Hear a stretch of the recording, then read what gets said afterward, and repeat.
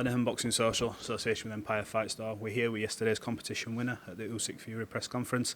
Biggest rematch in boxing, and you somehow wormed your way into the top table. Talk me through it. No, it was nice actually. I did actually have a little bit of a warm, fuzzy feeling. As we know, myself, Frank, obviously, and George and Spencer Brown are kind of like, how can I put it, the committee underneath His Excellency, where we kind of get tasked with delivering the vision and the cards that His Excellency wants. And every time I've got a main event, or I'm involved in a main event that Spencer's not involved with, you know, we'll make sure that he sits on that top table because he's part of that process. And it came round to an event, which I think is the first Riyadh season event for a while, where I am not involved in the main event. So I said to Spencer Brown and Frank Warren after the first presser, right lads, I'm off, I'm going to go to Manchester. And Frank Warren said, no, what, you got the presser? I said, no, look, I actually said, honestly, I'm not bothered about sitting up there if it's going to cause a problem. And he said, don't be stupid, sit up there. And then I said, all right, well, should I sit on Usyk's side? And Spencer went, no, sit on our side. So I was like, all right, and I actually felt, yeah. So I'm Team Fury, mate, me. You know, and no, it was nice. It was.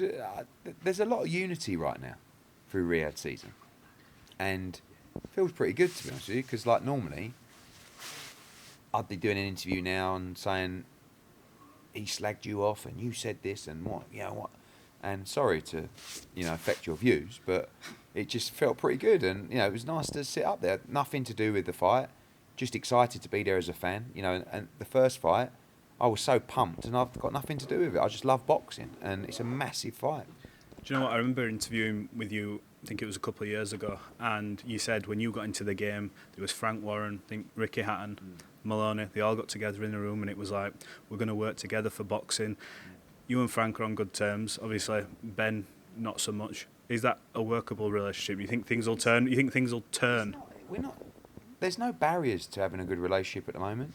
The only barriers are how people behave, and the business conduct of people. So, like, it's very different. When I started out, I was just trying to uproot everybody, but it's not really. That's not the problem at the moment. The problem at the moment is how people are conducting business, and Frank and Ben have got this beef right now.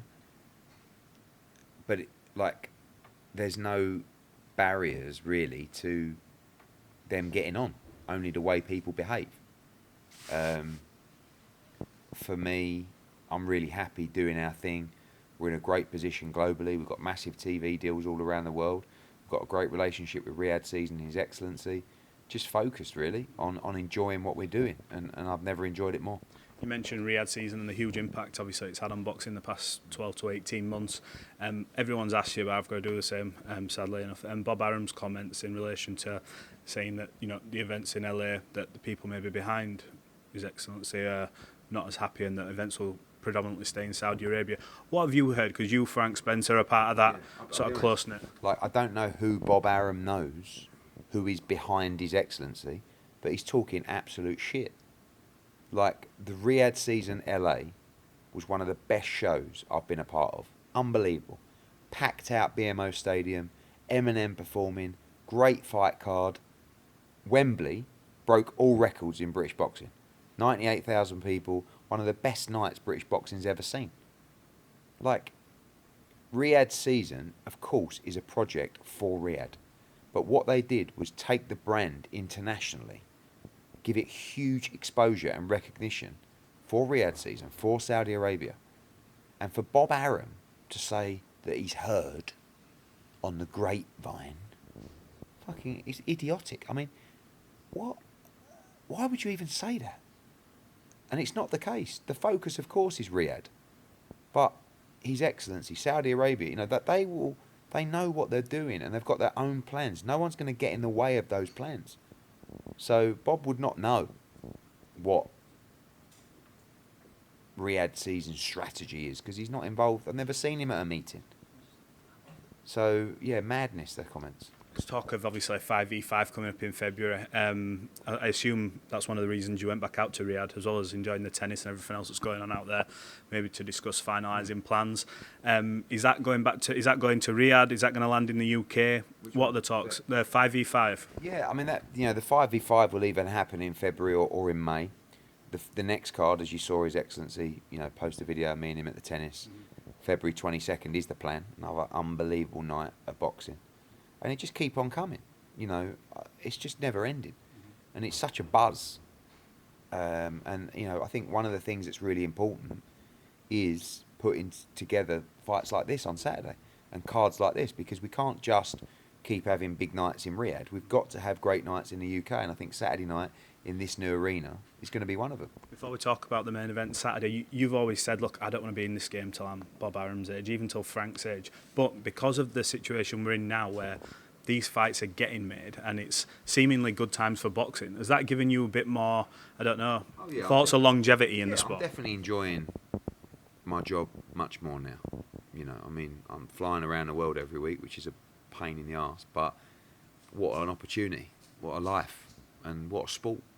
So, and I've said before, the relationship with Queensberry and Spencer has just made things more enjoyable, to be honest with you. Like, for years and years, we were butting heads, we were arguing, we were suing each other, and now it's just a lot more enjoyable. We're making great fights, and long may it continue. And the main event, obviously, I didn't expect that today. Very respectful, and all of a sudden, voice notes released. Yeah.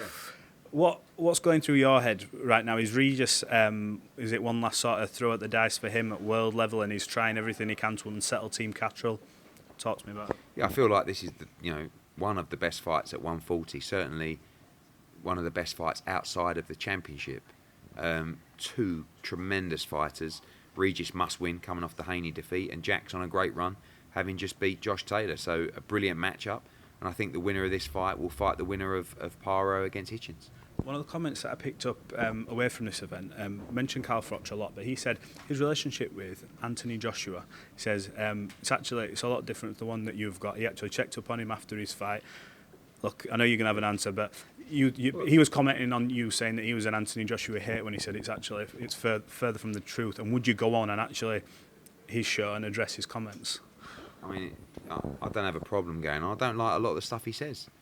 I text him quite often, and I told him I watch your interviews, and I don't really. What's annoyed you about what he said? Because a lot of the stuff that he says it publicly about people that, for me, you don't talk about like that. Like, Carl grew up, if you like, or built his career at EIS with Rob McCracken. Anthony Joshua was a part of that system. I was a big part of Carl Froch's success. He was a big part of my success. I would never slag Carl Froch off, ever. Publicly, behind closed doors, because he's my guy. And that's what I'm like. A loyalty there. I would never slag off Rob McCracken, because I think he's a great guy. I think he's a great coach, and we shared tremendous times. But I don't like starting a YouTube channel and slagging off or giving your opinion negatively about people that I am close to. And I just don't like that look. And by the way, it's completely up to me how I feel about it. It's not like I don't feel like, I'll never talk to Carl Froch again. Of course I will. We've had a great time together. I just personally don't like it. And that's just me. So when he says his relationship with AJ is very different, yeah, it is. He don't have a relationship with AJ. Not from all the connections, obviously, with where he started with McCracken. You can't talk the way that he spoke about AJ and expect, I'm sure they can clear the air.